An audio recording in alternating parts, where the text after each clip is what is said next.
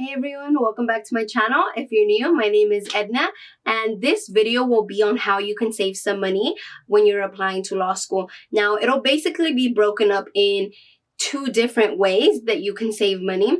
One is through the Lsat Waiver, and the other one is getting waivers for the actual applications. So to be transparent, the law school application process is ridiculously expensive. Preparing to apply and applying is crazy.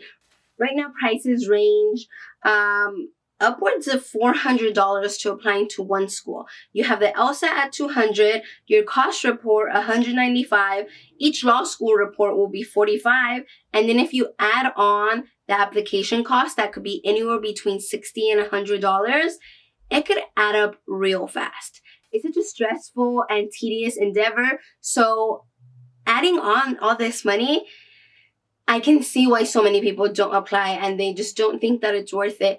Let's get started with talking about the Lsat waiver.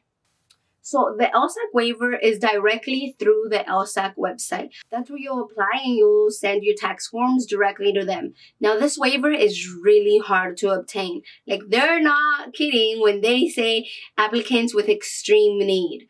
I got it the first time I applied and it was incredibly helpful. Now I will say this, even though it's difficult to obtain, to qualify, you need to really lay out a plan, and if you know you can't afford to pay for all these fees, then I would really encourage you to apply. If you qualify for the LSAT waiver, then you get several things waived. So you get 2 LSATs, 1 LSAT writing, 6 law school reports. The cost fee is waived, so you get that registration for free. And I added up the cost of all these things, and it's essentially worth, and this waiver is essentially worth $650. That is so much and so helpful. And I actually did apply for it the first time, and I wasn't working. I was a student and interning for free, so I had to use my parents' taxes, and the reason being is because I was dependent, so I used their taxes, and I had to get a form from the IRS proving that I didn't file taxes that year. And that's essentially how I qualified, because I showed that I was in extreme need, and I took the LSAT once thinking that that would be my one and only time, but because the waiver comes with 2, it came in really handy later on, a year later, when I saw that my waiver still had 1 more slot for me to sign up for an LSAT. If you get this waiver, you can essentially apply to 6 schools for free. Alright, so there are actually free applications out there. There's a good amount of law schools who will waive their application fee for that cycle. I live in the Bay Area, and this upcoming cycle, Santa Clara Law and UC Hastings will be waiving their application fees. And that's a good amount of money, because if you think about it, I believe Santa Clara in the past has been $80 and UC Hastings $75. I may be wrong, but you know, look in your area, look at schools that you're interested in, and the schools might automatically be waiving for that cycle. Now there is law school application waivers that I call unsolicited waivers, and those are connected with CRS, which stands for the Candidate Referral Service, and that is ran through LSAC.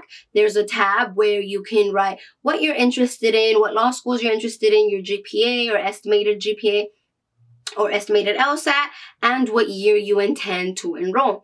And through that, law schools can email you or send you a brochure or something, and inside there will be a code which basically waives your application for the cycle. And I actually got several of those, but a lot of them were like in the Midwest, or just like in states where I knew I wouldn't be interested in going to. But that is another thing to consider. I would say that at the very least, do research on these schools that contact you through email or through mail. And who knows, like, there might be a school that you're really interested in. And lastly but not least is emailing schools directly. Now, first I would check their website, because maybe they already have a free application.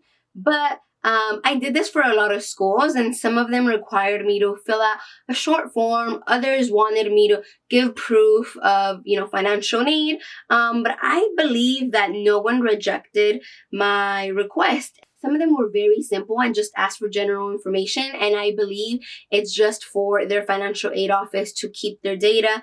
But But yeah, you don't lose anything by emailing the school. I believe you would email admissions, if not financial aid, at the law school.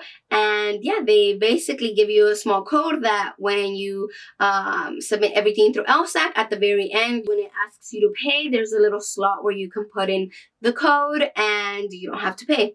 Most people do apply to more than 5 schools, and it adds up so fast. So yeah, it's important to get creative. I'm not gonna lie, when I applied the first time, I posted something on Facebook asking if anyone would be willing to sponsor a school, and I was very fortunate that with the waiver and with people sponsoring, I was able to apply to about 10 or 11 schools. But anyways, I hope you liked the video and you learned something new. Good luck to everyone who is applying in this cycle, and I know it's a little crazy and intense, but you got this. All right, I'll see you guys in my next video. Bye.